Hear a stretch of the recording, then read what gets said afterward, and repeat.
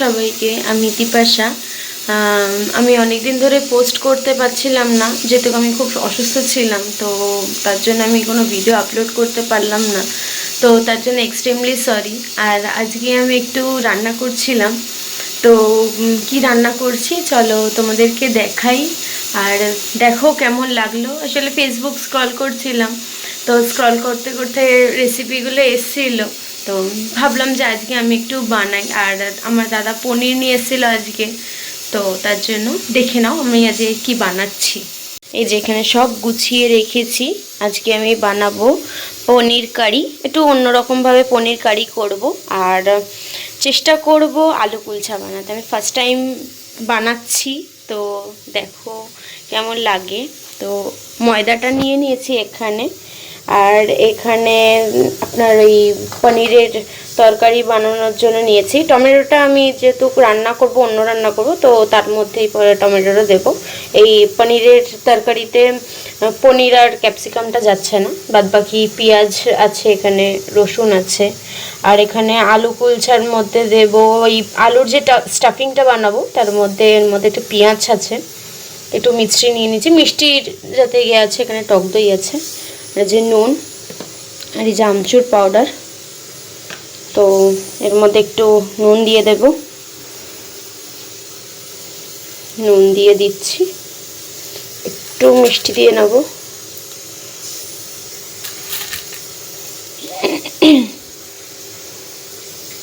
তো ওটাকে আগে একটু মাখিয়ে নেব।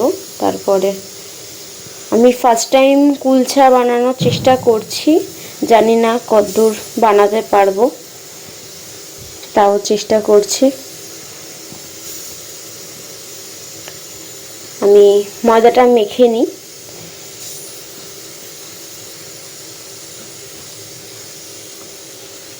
এর মধ্যে এবার একটু টক দই অ্যাড করব।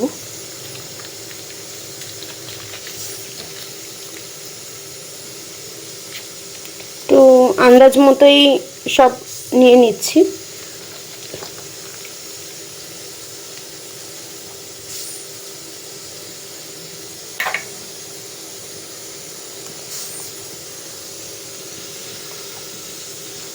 তেলটা দেওয়া হয়নি, তেলটা দেব। চলো আমি আগে ময়দাটা মেখে নিই, তারপরে আমি আপনাদের সাথে শেয়ার করব বাকি রেসিপিটা। ময়দাটা মেখে ফিরে এলাম আবার। এখন আলু সিদ্ধটা নাবিয়ে নিয়েছি, আর কড়াইতে পনিরটাকে ফ্রাই করতে দিয়ে দিয়েছি। কড়াইতে পনিরটা ফ্রাই করে নেব। এবারে এই আলুটার মধ্যে এবারে একটু পেঁয়াজ দিয়ে দেব।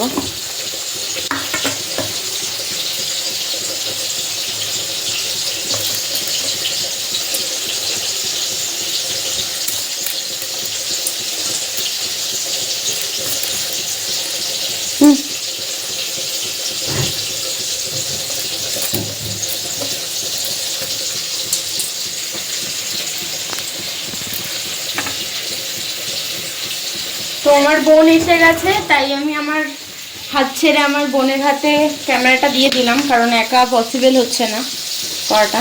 তো এর মধ্যে একটু সামান্য স্বাদ মতো নুন দিয়ে দিলাম।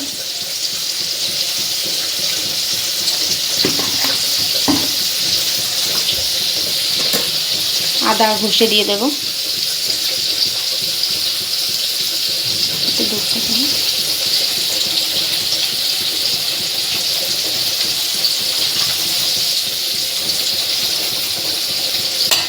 সামান্য একটু আদা দিয়ে দিলাম।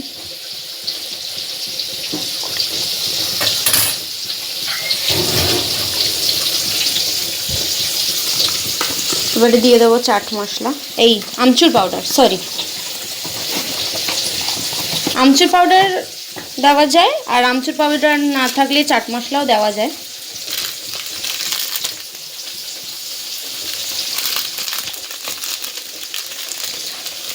যত সামান্য দিয়ে দিচ্ছি।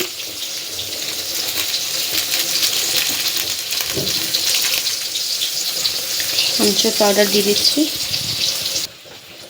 এবারে এর মধ্যে একটু ধনের গুঁড়ো দিয়ে দেব। এর মধ্যে ধনে আর জিরেটা মিক্স করা আছে, ধনে জিরের গুঁড়ো দিয়ে দিলাম। আর একটু ভাজা মশলা দিয়ে দেবো।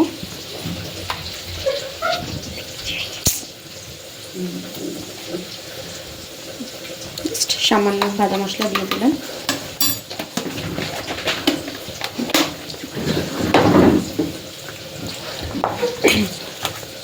এবার এটাকে মেখে নেব। চামচ দিয়ে মাখতে পারছি না, তো আমি আমার হাতটাকেই ইউজ করব।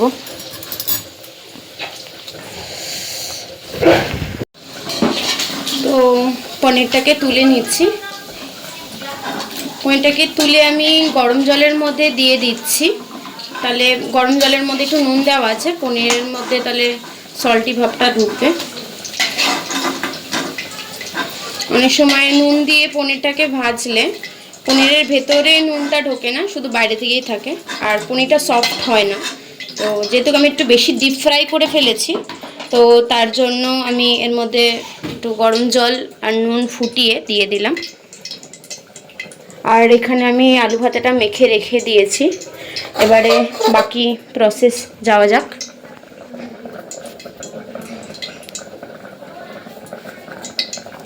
এখন কড়াইতে দিয়ে দেব রসুন আর পেঁয়াজটা।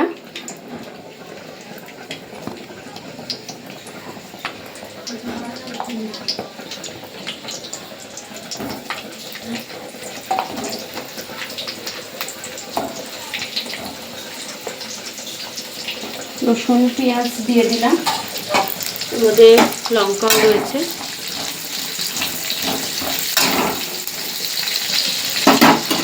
এবারে দিয়ে দেবো একটা শুকনো লঙ্কা।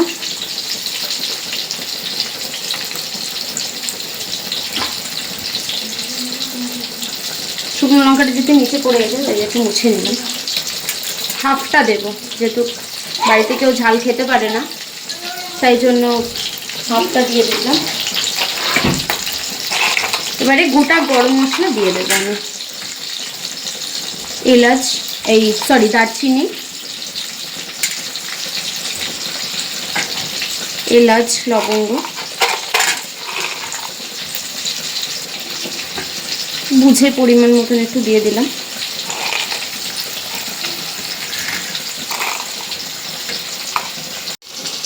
এর মধ্যে একটু ধনে দিয়ে দিচ্ছি,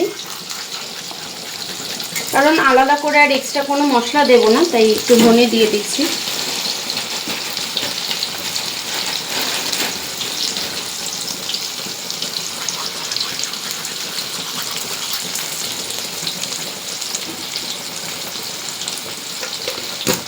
আর জিরে নিয়ে নিলাম, জিরে দিয়ে দেবো। এবার এটাকে হালকা হাতে একটু ভেজে নেব।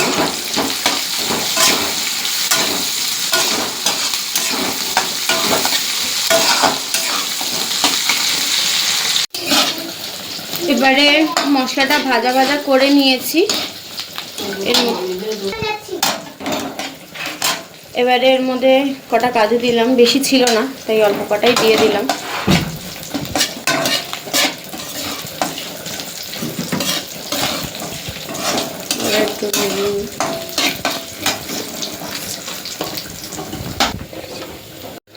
এবারে এটাকে নাবিয়ে নিচ্ছি।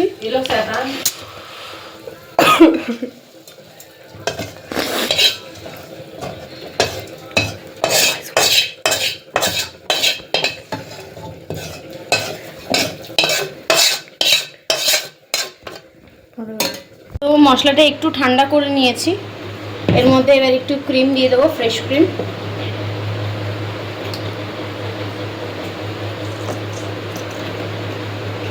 জাস্ট অল্পই দিয়েছি ফ্রেশ ক্রিম।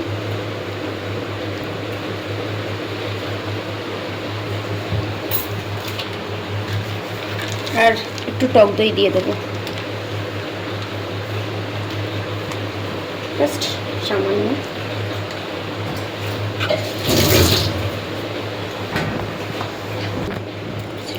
সামান্য একটু মিষ্টি দিয়ে দেব।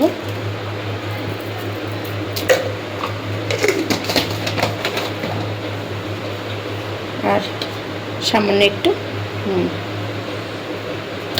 এবারে মিক্সিতে পিষে নেব।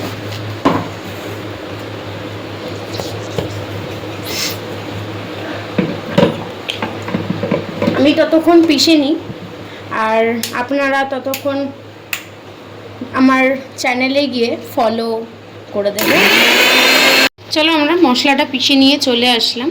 তো মশলাটা এবারে এর মধ্যে দিয়ে দেব বাটার। বাটারের জায়গায় আপনারা ঘিও ব্যবহার করতে পারেন, আর ঘি যদি না থাকে তাহলে সাদা তেল আপনারা ইউজ করতে পারেন। তো আমি এখানে দুটোই ব্যবহার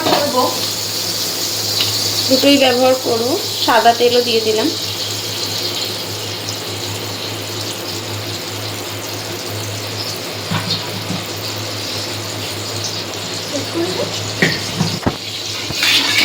তো এটার মধ্যে আর কিছু দেব না।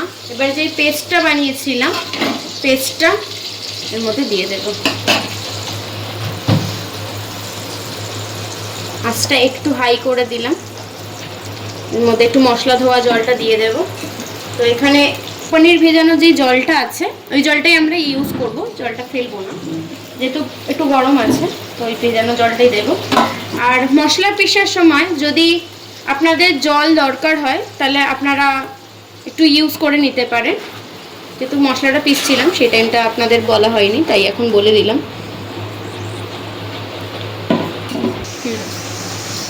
এর মধ্যে নুনটা একটু কম লাগছিল, তাই আমি আবার একটু নুনটা দিয়ে দিলাম।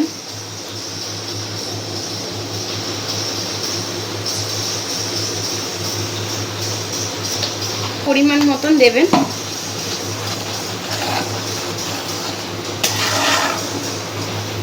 একটু তেল ছাড়লে এটা দিয়ে। তো কিছুক্ষণ রেখে দিলাম, রেখে দেওয়ার পর ঢাকনাটা খুলে নিলাম। তেল ছেড়ে দিয়েছে মশলা থেকে, এবারে কড়াতেও ধরে গেছে। এবারে এর মধ্যে পনিরটা আর এর সাথে থাকা একটু জলটাও দিয়ে দেবো একসাথে। আপনারা চাইলে আগে পনিরটা দিয়ে করে নিতে পারেন, তো আমি একসাথেই দিয়ে দিলাম, যেহেতু আমার গ্রেভিটাও লাগবে। আর আপনারা যদি একদম পুরো মাখা মাখা খেতে চান তাহলে আপনারা গ্রেভিটাকে মানে জলটা স্কিপ করে দিতে পারেন। এবারে এটা একটু নেড়ে নেব, আর এর মধ্যে আমি দিয়ে দেব কাসুরি মেথি। আমি এভারেস্টে কাসুরি মেথি ব্যবহার করছি। আপনারা চাইলে শুকনো খোলায় ভেজেও দিতে পারেন, তাতে কোনো অসুবিধা নেই। আমি পুরো ডাইরেক্টটাই দিয়ে দিলাম। তো আমাদের পনির কারি রেডি। তো আমি এই জায়গাটা একটু মুছে নেব, যেহেতু এবারে কুলচার জন্য ময়দার ডোটা রেডি করব। ময়দা মাখাটা রয়েছে, একটু হার্ড করেই মেখেছিলাম, তো এখন অনেকটাই সফট হয়ে গেছে।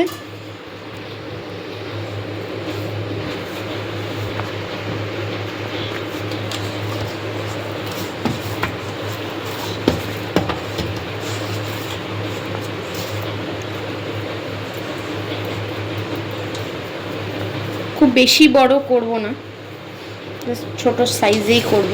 তো আমি 4টে করে নিয়ে আমি আপনাদের সাথে দেখাই। যে 6টা ডো বানিয়ে নিলাম। এবার এর মধ্যে একটু ময়দা দিয়ে দেবো, আর একটা ডো নিয়ে নেব।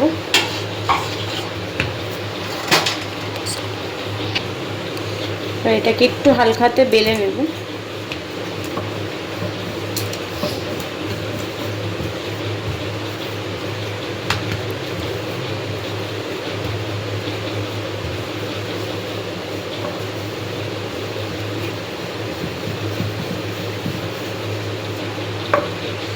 এই যে আলু স্টাফিংসটা রয়েছে, স্টাফিংসটা জাস্ট মেজারমেন্ট মতন নিয়ে এর মধ্যে দিয়ে দেব।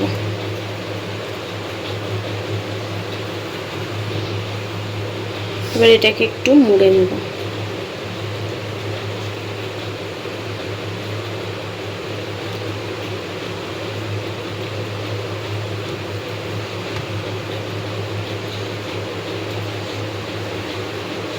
যেহেতু ডোটা আমি একটু ছোট করেছি, তো তার জন্য শেপটা হচ্ছে। আমি হালকা বেলুন চাকি দিয়ে জিনিসটাকে একটু লম্বা করে নেব।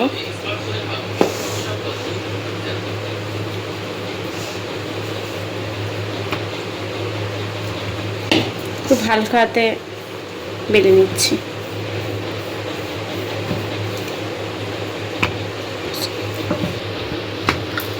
তো এবারে আমি বাকি কটা বেলে নিয়ে আমি আপনাদের সাথে আবার দেখাচ্ছি। তো বাকিগুলো আমি বেলে নিয়েছি। এবারে এর মধ্যে একটু জল ব্রাশ করে নিচ্ছি, হাত দিয়েই করে নিচ্ছি। এবারে একটু ধনেপাতা দিয়ে দেবো।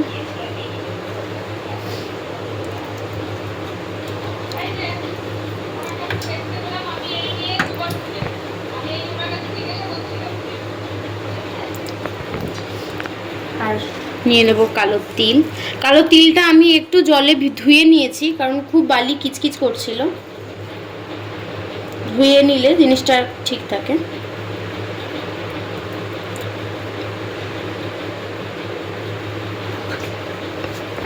তো এটা আমি রেডি করে নিয়েছি, বাকিগুলো রেডি করে নিয়েছি। এবার আমি গ্যাসটা বসিয়ে দিচ্ছি, তাওয়াটা জ্বালিয়ে নিই। আমি এর মধ্যে তেলটা আগে একটু মাখিয়ে নিয়েছিলাম, আর উপরে ময়দাটা দিয়ে দিয়েছি। এবারে কুলচাটা আমি ছেড়ে দিচ্ছি। এবারে 2 মিনিটের জন্য এটাকে চাপা দিয়ে রাখবো। এটাকে আঁচটাকে মিডিয়াম করে নেব।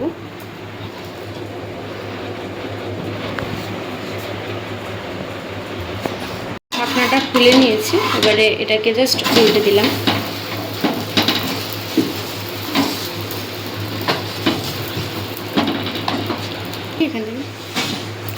এবারে এটা আমি জাস্ট হালকা ভেজে নিলাম। এবার এটাকে আমি দিয়ে দেবো ছাঁকনিতে।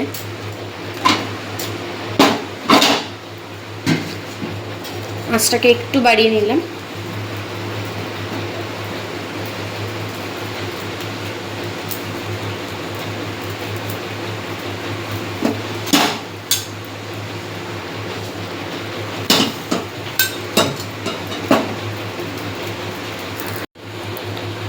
দু পিঠটা ভালো করে সেঁকে নিলাম। এবার এটাকে আমি তুলে নেব বক্সের মধ্যে। রেডি। এবারে আমরা সার্ভ করব এটাকে বাটার দিয়ে। তো যখন আমি সার্ভ করব তখন আমি তোমাদেরকে দেখাচ্ছি। সার্ভিং প্লেটে তুলে নিচ্ছি। আপনারাও বাড়িতে বানাবেন আর কমেন্টের মাধ্যমে জানাবেন রেসিপিটা কেমন হলো। তো সাবস্ক্রাইব করে দেবেন সবাই। টাটা।